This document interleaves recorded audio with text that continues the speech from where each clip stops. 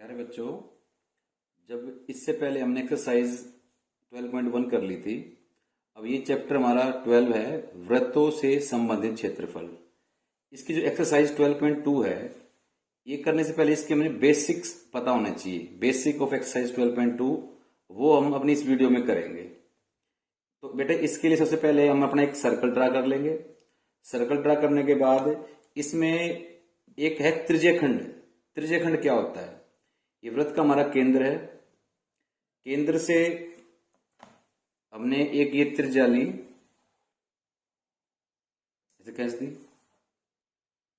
एक त्रिज्या ऐसे खींच दी।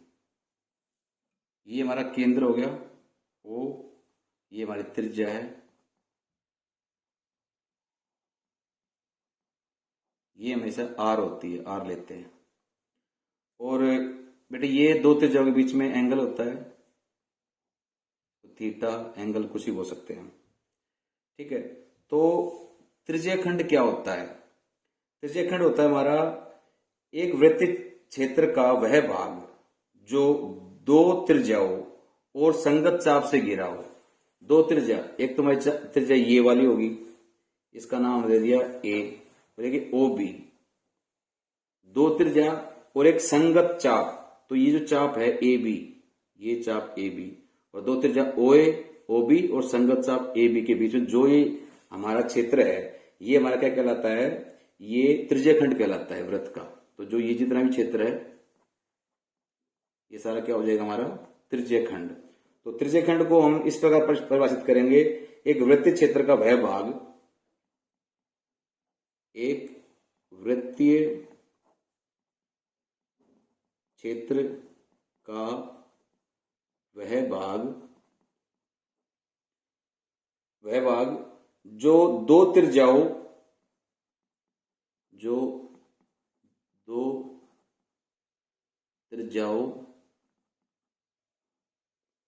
और संगत चाप से घिरा हो, और संगत चाप से घिरा हो। ठीक है बच्चों, ये दो त्रिज्या होगी ओ ए ओ बी, और ए बी हमारा क्या है? ये संगत चाप है।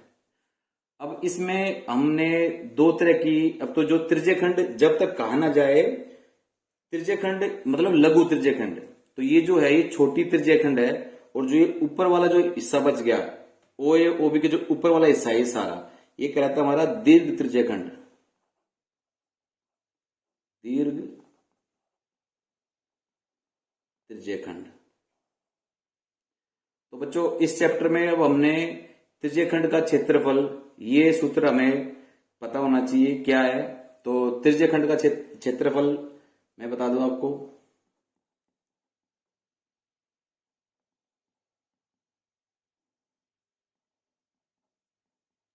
का क्षेत्रफल का सूत्र ये होता है पाई आर स्क्वेयर थीटा बटे 360।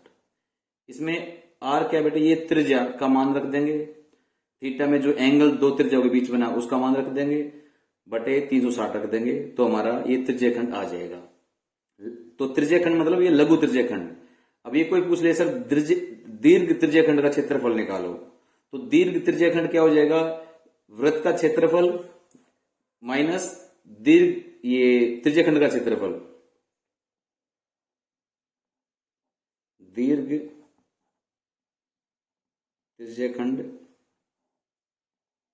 का क्षेत्रफल पूरे वृत्त के क्षेत्रफल में से ये जो दीर्घ जो हमारी लघु त्रिज्यखंड आई है, इसका क्षेत्रफल को घटा देंगे, तो हमारा दीर्घ त्रिज्यखंड का क्षेत्रफल आ जाएगा। तो इसके लिए वृत्त का क्षेत्रफल में से घटा देंगे लघु त्रिज्यखंड का क्षेत्रफल।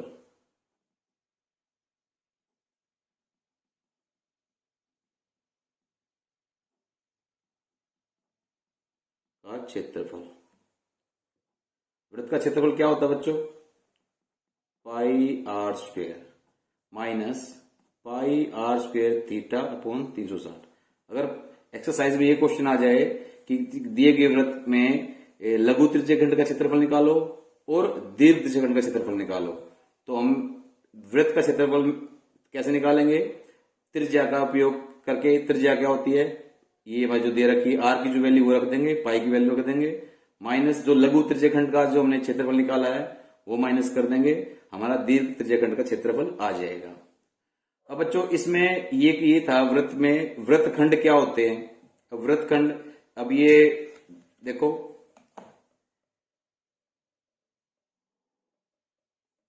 ये जो वृत्त का एक केंद्र है और जो ये जितना भी हिस्सा आया है ये नीचे वाला, तो ये क्या होगा? ये वृत्त का टुकड़ा, वृत्त का खंड, तो वृत्तखंड, तो ये लघु वृत्तखंड, ये जो नीचे वाला है ये छोटा मतलब लघु, लघु वृत्तखंड होता है। जो ऊपर वाला जो हिस्सा है नीचे वाले लघु वृत्तखंड के अलावा पूरे वृत्त, इसको माइनस कर देंगे, बाकी क्या बच जाएगा? दीर्घ वृत्तखंड। अब अगर हम वृत्तखंड को परिभाषित करें तो कैसे करेंगे? तो वृत्तखंड क्या हो जाएगा हमारा? वृत्तीय क्षेत्र का वह भाग जो एक जीवा और संगत चाप के बीच में परिबद्ध हो। ये क्या है? हमारी जीवा है, इसका नाम है दे दूं ए बी। तो इस जीवा वृत्तखंड, ये संगत जीवा ए बी व संगत चाप, अगर मैं नाम दे दूं उसका, यहां का पी पॉइंट लिख दूं, संगत चाप ए पी बी, जीवा ए बी व संगत चाप ए पी बी के बीच का क्षेत्र, ये हमारा जगह वृत्तखंड। और जब तक कहा ना जाए तो वृत्तखंड मतलब लघु वृत्तखंड, जब तक कहा ना जाए त्रिज्यखंड मतलब लघु त्रिज्यखंड। अब इस लघु त्रिज्यखंड में भी इसको हम परिभाषित करें, अगर ये पॉइंट यहां कर दे, पॉइंट पी कर दे, तो इस त्रिज्यखंड का नाम क्या हो जाएगा? देखो बच्चों, त्रिज्यखंड O A P B, O A P B. तो अभी बच्चों इसमें सीखा हमने त्रिज्यखंड क्या होता है। त्रिज्यखंड दो त्रिज्याओं और एक संगत चाप के बीच का क्षेत्र है वो त्रिज्यखंड कहलाएगा। वृत्त के क्षेत्रफल में से इस त्रिज्यखंड को माइनस कर देंगे तो दीर्घ त्रिज्यखंड आ जाएगा। ऐसे ही वृत्तखंड, ये वृत्त का जो टुकड़ा खंड, ये नीचे वाला जो छोटा है लघु वृत्तखंड, ऊपर वाला दीर्घ वृत्तखंड। और वृत्तखंड को कैसे परिभाषित करेंगे हम? जीवा ए बी या किसी जीवा ए बी व संगत चाप, ये संगत चाप है ए पी बी के बीच का क्षेत्र वृत्तखंड कहलाता है।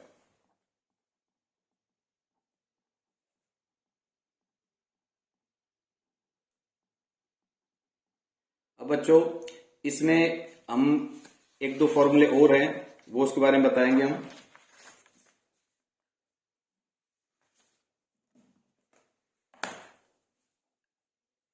ये हमारा वृत्त है, ये त्रिज्या, ये दूसरी त्रिज्या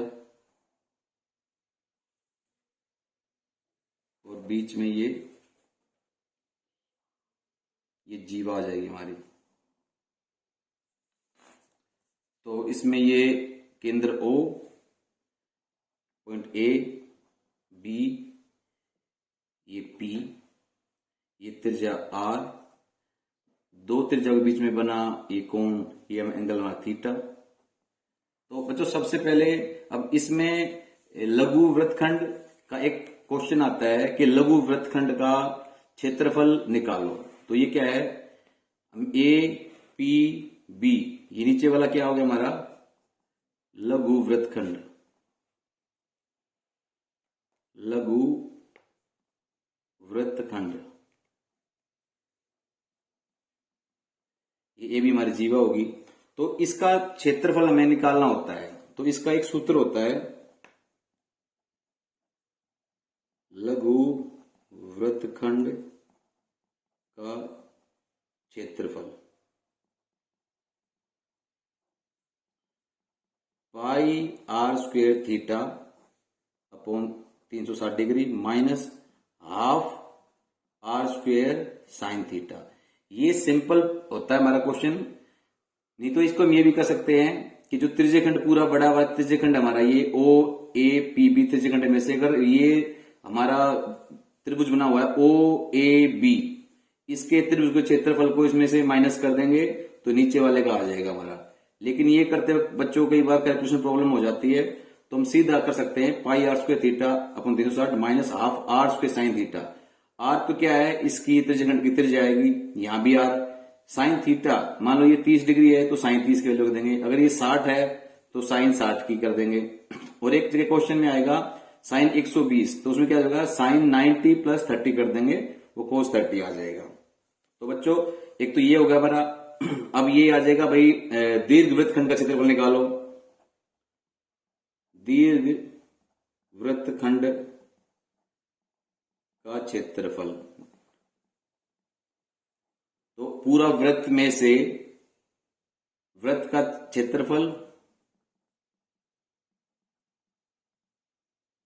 में से हम लघु वृत्तखंड का क्षेत्र माइनस कर देंगे। लघु वृत्तखंड का क्षेत्रफल, वृत्त का क्षेत्रफल कैसे निकालेंगे, पाई आर स्क्वायर थीटा से, पाई आर स्क्वायर से माइनस लघु वृत्तखंड का जो इस सूत्र से निकालेंगे क्षेत्रफल वो या माइनस कर देंगे, माइनस लघु वृत्तखंड का क्षेत्रफल। अब बच्चों इसमें एक क्वेश्चन आता है कि कोण थीटा वाले त्रिज्यखंड के संगत चाप की लंबाई, ये जो चाप ना ए पी बी, इसकी लंबाई ज्ञात करो।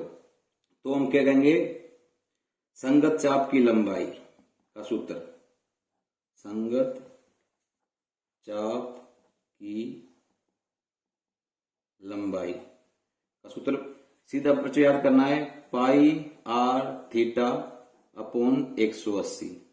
कई क्वेश्चन में इसको सिंपल ऐसे करते हैं, theta upon 360 into 2 pi r, तो 2 से वो 360 कट जाता है, 180 आएगा। तो आपने सीधा यही फॉर्मूला याद कर लेना है।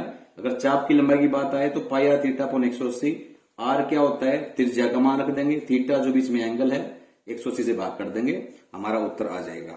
तो बच्चों मैं आशा करता हूं कि तुमने ये बेसिक इसका समझ लिया होगा, और जो बुक के कुछ एग्जाम्पल्स हैं वो इसी पे आधारित हैं। तो सबसे पहले आपने ये जो अपना चैप्टर एक्सरसाइज 12.2 है, ये करने से पहले अपना बेसिक लघु त्रिज्यखंड, दीर्घ त्रिज्यखंड, लघु वृत्तखंड, दीर्घ वृत्तखंड ये कैसे निकालने हैं, और संगत चाप की लंबाई कैसे निकालनी है, लघु वृत्तखंड का क्षेत्रफल क्या होता है, ये आपने अच्छे से याद कर लेना है। क्षेत्रफल का सूत्र याद करना पड़ेगा, त्रिज्या का मान रखना पड़ेगा, साइन थीटा का मान रखना पड़ेगा, और एक क्वेश्चन बहुत ही सिंपली हो जाएंगे। लेकिन बच्चों पहले आपको ये फॉर्मूले याद करने पड़ेंगे, लिख के देखने पड़ेंगे। ठीक है, थैंक यू।